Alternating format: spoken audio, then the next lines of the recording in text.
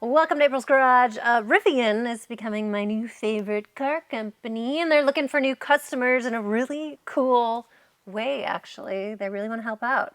Okay. Right. So what they're doing is they partnered with Chase Bank, Yes. and they will buy back any Fisker.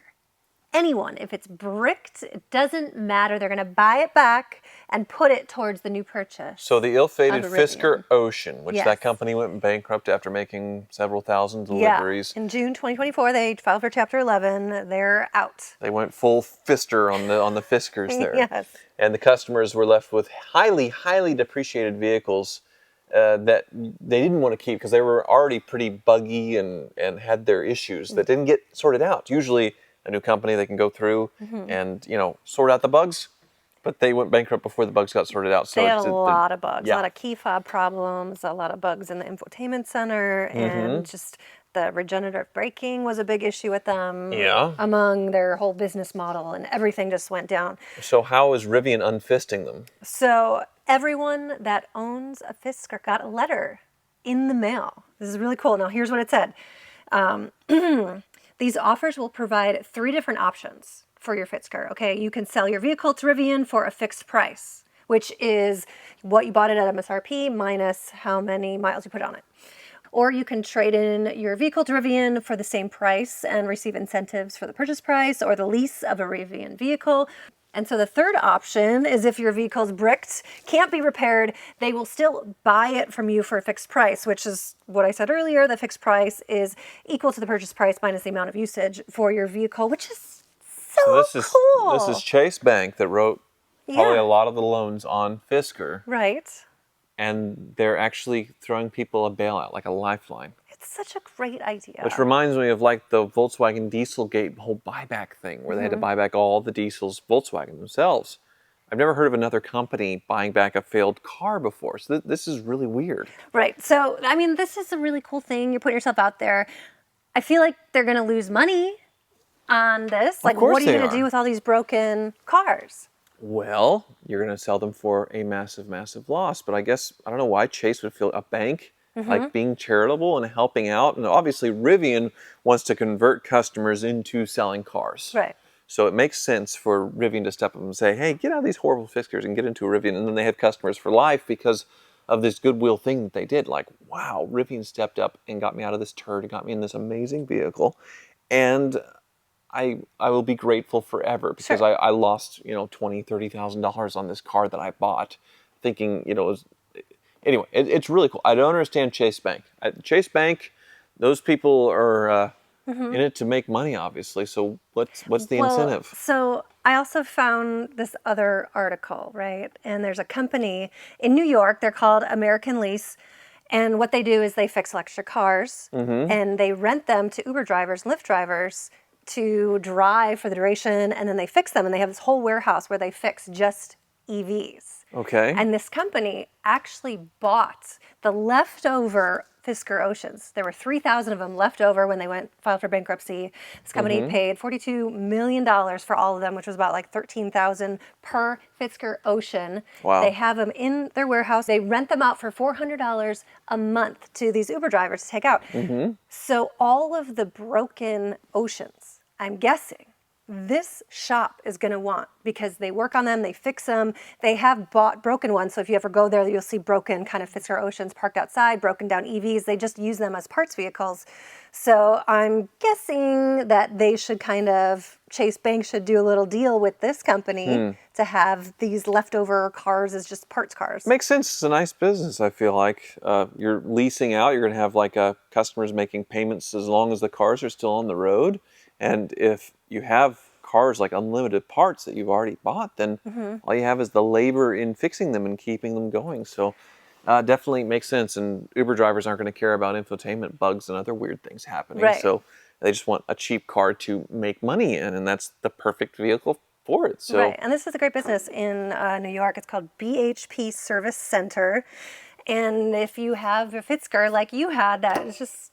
Is it inoperable? Well, I haven't announced that I've sold them yet. But yeah, Okay. there's the original Fisker, which it's interesting because Fisker went bankrupt twice. And the first one they made was a plug-in hybrid with a Chevy Ecotec engine. And that went bankrupt. Now, that's the one that I have or had. I haven't made the video yet, but there's one guy in Philadelphia that knows how to fix them, and I just didn't want to spend the money shipping it out there. Right. And I was so annoyed and frustrated with it that I just let the thing sit forever. Sure. So it was one of the cars on the chopping block. Right. This next generation, Fisker, short-lived companies twice. Henrik Fisker, the designer for all this, twice he has bankrupted a company in very short order. Yeah, so this company here in New York, if you have a bricked EV, definitely call them up because they are always looking for parts, and they have this huge warehouse of electric cars, and that's kind of, I feel like, where they go to die and get fixed and used, and that's kind of the last stop. Because we didn't know what to do with these electric cars that just were kind of totaled, and now they've thought of something, but it's on the East Coast. So if you're in California, you're kind of Well, it's like the legacy of Henrik Fisker, because he designed so many amazing cars, like the BMW Z8, for instance, and so many amazing things. Z8? Yeah. Wow. So many amazing things, but obviously terrible when it came to putting his name to a business. Similar to John Delorean. So John Delorean, his company was failing much like Fisker, and he got sort of framed to make a drug deal to keep his company going, which was, it's a ridiculous scheme for a CEO. John Delorean, who was, really big in the big three as far as the cars that he created, working for the man, basically. And then when he started his own company, it failed spectacularly. But in later life, there was like a second life to DeLoreans and like enthusiasts keeping them together. And an independent company still going today in Dallas, like building new DeLoreans out of leftover parts, even 40 years later. So wasn't there a ton of call it DeLoreans that were going to be made, and then so there's leftover parts for them? Much like the Fiskers. So they had enough parts to last for a very, very long time. And now they're starting to reproduce those parts that have since gone out of production. And even DeLoreans, back then they were being advertised and sold in the bankruptcy for like the same thing for a third of the price, like the Fisker Oceans. So will the Ocean become a cult classic? Probably not, because it won't be made into a time machine, into a movie, like Back to the Future. But I mean, there's still time, but now it would be like the Crown Vic of cabs, I guess, in New York, of Uber drivers. That'd be weird to go to New York and just see Fisker Oceans everywhere. There's going to be 3,000 of them driving around in New York, so that'll be something to see. Hopefully not all broken down, like the Waymos that can't figure out which way to go and that cause traffic problems, right? So Waymo bought Jaguars for their sort of driverless taxi fleets because they were heavily discounted. Nobody was buying them. They're like, this kind of looks cool. We can put the radar stuff on all of it. But it's weird that it's a Jaguar. So I wonder what's next. What's the next hatchet to drop that's going to be like this? Sure. I mean, is Tesla, are they on the chopping block at all for this to happen? That would be an insane set of circumstances for that. I mean, it's already kind of the ball starting to roll with what's going on with Elon and all the protests and everything else. But imagine, like, if they kept reporting that Tesla sales are dropping another 10%, another 10%, another 30%, basically to where the market share gets so low, even though they're selling a lot of cars right now. But imagine, what if that was a company that became orphaned? And keeping those going. And our history books are going to look back and say EVs and Teslas are taxi cabs, pretty much, Ubers. I imagine for a company that big, they would get bought up by another big car company and absorbed into them. That brand would be saved in that sense. Sort of like GM buying Oldsmobile. Well, they ran into the ground. Oldsmobile's not a name anymore, but buying a bigger brand, buying in to have Tesla as the name. But what would happen? I don't know. That'd be crazy. I mean, they're doing the robotaxi right now. They're supposed to start services in Texas to see how that goes. But with everything going on, I don't know if people aren't going to be wanting to get into those Teslas. I don't think it's ever going to happen because the stock price is just so high. Even if it came down like 90%, it's still worth more than some car companies. So that would be crazy. Right, that would be crazy. Do you think Fiskers and Oceans being driven by Uber drivers, would you rather get into one of those or rather get into Waymo with someone that's driverless? The Fisker all day long. But what could happen though, the person being so generous in trying to get customers in, Rivian, may not survive with International Scout coming out. That could be one because the Scout is so cool. Right. And the price point on Rivian's always been so high, they've struggled with that. So if the incentives as far as the tax rebates go away, Rivian's really going to struggle as a company. That's why I see them so motivated to like, hey, Ocean people, we'll come and bail you out.